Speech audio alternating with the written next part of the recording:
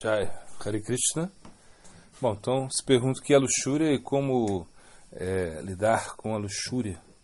Bom, luxúria, no Bhagavad Gita, Krishna diz que é o pior inimigo, né, da entidade viva, né, que tudo destrói.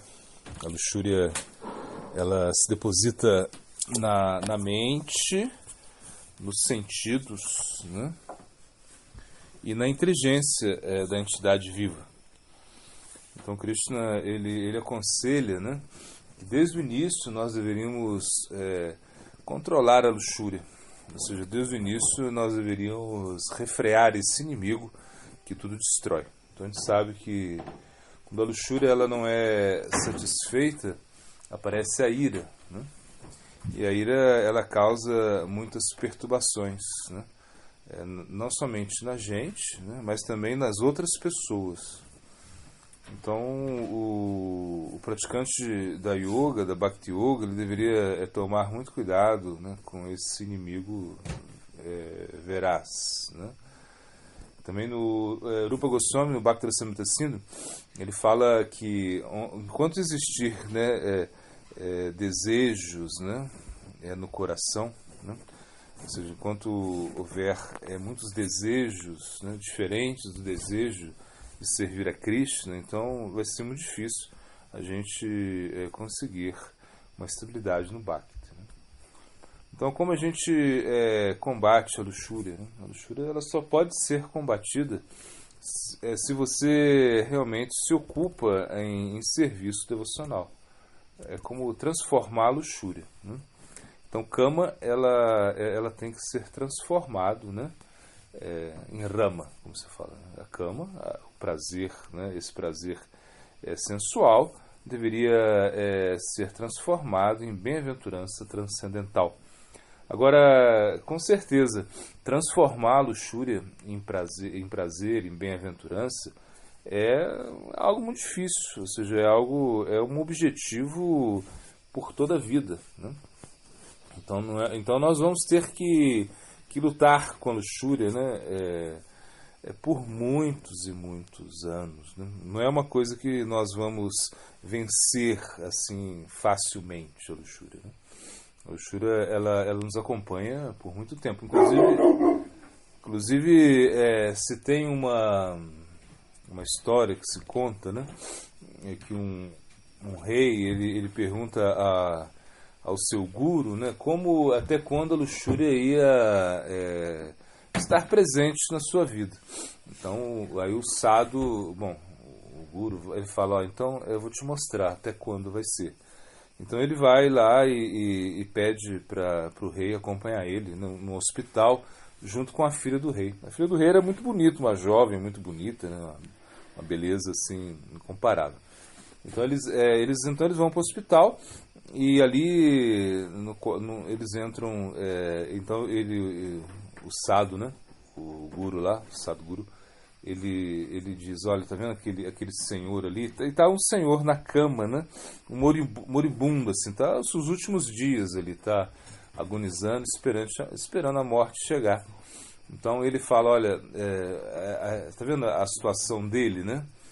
Agora, quer ver? Vamos entrar ali. Aí entra o rei, entra o guru, né? E o cara tá lá, do mesmo jeito. Aí quando vê, ele pede para entrar a filha do rei. Quando a filha do rei entra, tudo bonita, jovem, né? Aí o moribundo, assim, arregala o olho, começa a olhar, assim, para ela, né? Aí o guru fala pro rei, acho que eu respondi a sua pergunta, né? Então, realmente, a luxúria, ela nos acompanha, né, por muito tempo. Ou seja, ela não nos deixa assim facilmente, né? E Krishna ele fala, né, Kamarupa Durashadam, ou seja, esse kama, né, esse Kamarupa é muito difícil de você derrotar, um inimigo muito, muito forte, né? Então, Satpura Goswami Maharaj ele fala que a gente deve desafiar a luxúria, né? Kama Vidyai, ou seja, usando o mesmo artifício, né,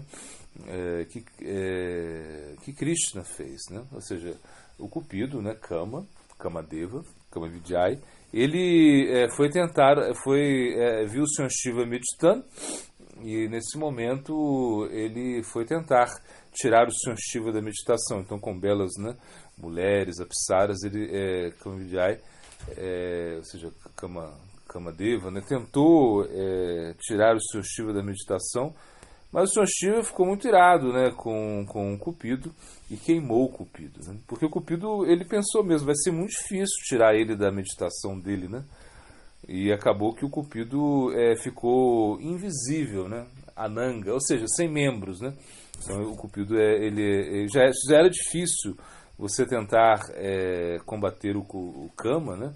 Invisível, sem ver, é muito mais difícil. Então, se conta por Agostinho Maharaj, ele conta essa história dos Puranas, né? Mas quando Kamadeva ele vê Krishna, né, na floresta, né, com várias donzelas, né, meninas jovens que pareciam apsaras, né, numa lua, numa noite enluarada de primavera, enfim, ele acha agora vai ser muito fácil eu influenciar todo mundo ali. Mas nesse momento, Krishna derrota o Cupido. Então, por isso, Kama Vijaya, ou seja, a vitória, né, de Kamadeva, ou seja, a vitória é de Krishna, que realmente consegue atrair o Cupido. Então, Tripura Goswami Maharaj, ele fala que nós devemos desafiar, quando a gente vai ler o Bhagavata, ou quando a gente vai cantar o Santo Nome, a gente tem que desafiar o Cupido, né? Ou seja, no sentido assim, a luxúria está aí na gente, mas se a gente realmente pratica, se você se absorve, né, na leitura, se você realmente lê o Bhagavata, lê chamado Bhagavata, se você canta o Santo Nome, então vai ser muito mais fácil para você conquistar a luxúria, né? Então a luxúria é algo que tem que ser conquistado aos poucos, né? A gente não pode ser refém da luxúria para o resto das nossas vidas, né? Claro, existe essa pressão, né, da luxúria, como eu falei, ela se deposita na nossa mente, nos nossos sentidos e na inteligência. Então, com isso, a gente fica completamente dominado. Então, nós temos que desenvolver o quê? Uma inteligência transcendental. Então, quando você desenvolve uma inteligência transcendental, você pode influenciar a sua mente, né? Então, agora a nossa inteligência, se ela é muito material, né? Então, inteligência material significa que ela vai também incrementar, ela vai agitar a nossa mente, né? E ela vai criar, ou seja, desejos luxuriosos vão ser incrementados, né? Então não adianta, por exemplo, a gente simplesmente se afastar dos objetos dos sentidos, né? Como Krishna diz, né? Diz Vishaya Vinivartante Niraharashaya Dekhina Rasam Rajura Sopiasa Parandrishta Nivartate. Ele fala, não adianta você se afastar dos objetos dos sentidos se você ainda está com a mente neles, né? Então isso não vai resolver. Mas quando você desenvolve um gosto superior, então você consegue realmente se afastar de uma maneira definitiva dos objetos dos sentidos. Então, por isso, quando nós pensamos em luxúria, ou seja, a influência que ela nos causa, né? Esse inimigo voraz que destrói tudo, né?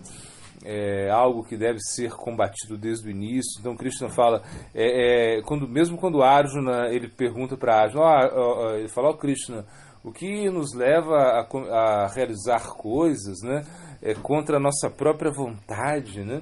Então aí Krishna fala, né, Kama Esha, Krodha Esha. Então ele fala, é a luxúria, Arjuna, a luxúria que nos leva a praticar ações contra a nossa própria vontade. A gente sabe que é errado, a gente não queria fazer, mas a luxúria é tão grande que ela realmente nos domina. Então você é levado a fazer coisas que você não queria, né?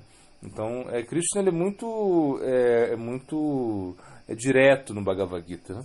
Ou seja, ele identifica a luxúria, né? Ele classifica a luxúria, ele mostra onde a luxúria está depositada e ele adverte que se a gente não consegue conquistar esse inimigo, se você realmente não derrota esse inimigo, você não vai conseguir o sucesso na yoga, no caso da Bhakti Yoga.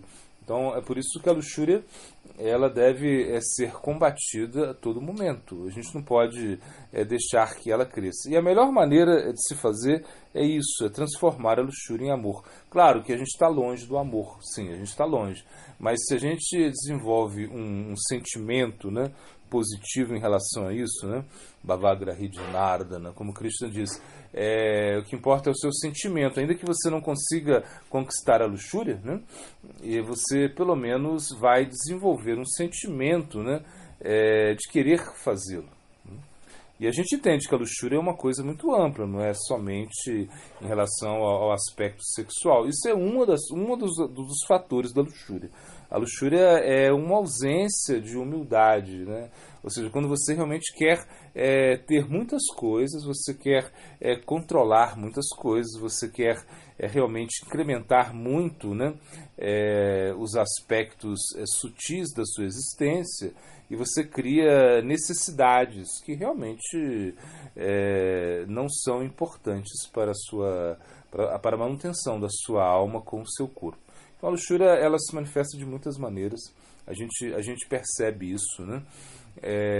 Claro, a luxúria ela é importante de certa maneira porque é uma carência, né? A luxúria é uma carência.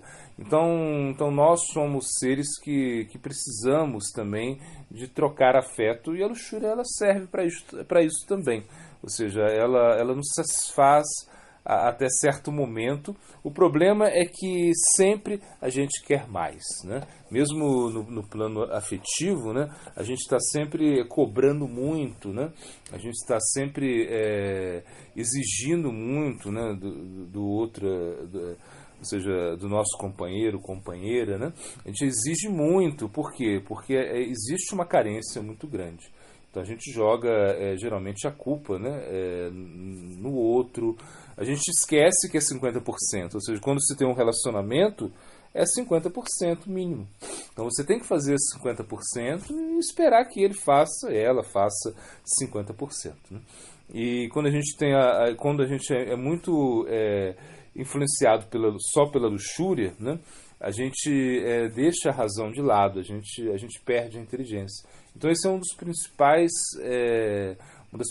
sintomas, né, que a luxúria já entrou. A luxúria entrou de uma maneira tão grande que a ira ela começa a se manifestar e a gente perde a inteligência. Então Krishna explica no Bhagavad Gita, ele explica esse processo, né, da contemplação dos objetos sentidos, né, que se cria um desejo, aí vem um apego, e se você não é satisfeito, se você realmente se sente frustrado com o desejo, né? Ou seja, você não conseguiu se satisfazer, então realmente a ira estoura e com isso você perde a inteligência, perde o discernimento. Isso é um grande problema, né? Krishna mesmo ele está dizendo que uma pessoa inteligente, né, Nateshura Mate Buddha, ele não se envolve com isso, né? Quando ele explica de Risansparshan Jambugha Dukkha Junavate Adiante Vantakonteya Nateshura Mate Buddha.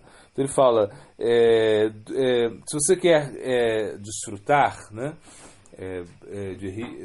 você vai ter um pouco de felicidade no início, depois vai ter muito sofrimento, né? E isso é uma fonte de sofrimento. No final vai gerar uma fonte de sofrimento. Mas a pessoa inteligente ela não participa disso. A pessoa inteligente ela já olha e fala, não, eu não vou me satisfazer com isso. Por isso a gente deve identificar a luxúria, entender que isso vai estar na nossa vida por muito tempo, enquanto a gente não desenvolver um gosto, um desejo, né, que realmente seja superior a esses desejos que agora nós experimentamos. E que realmente, se a gente consegue ter um Buddha Yoga, ter uma inteligência muito firme, né, inteligência nutrida pelos Shastras, pelo Guru, pelo Sadhu, nós vamos combater esse inimigo. Guru Pramananda.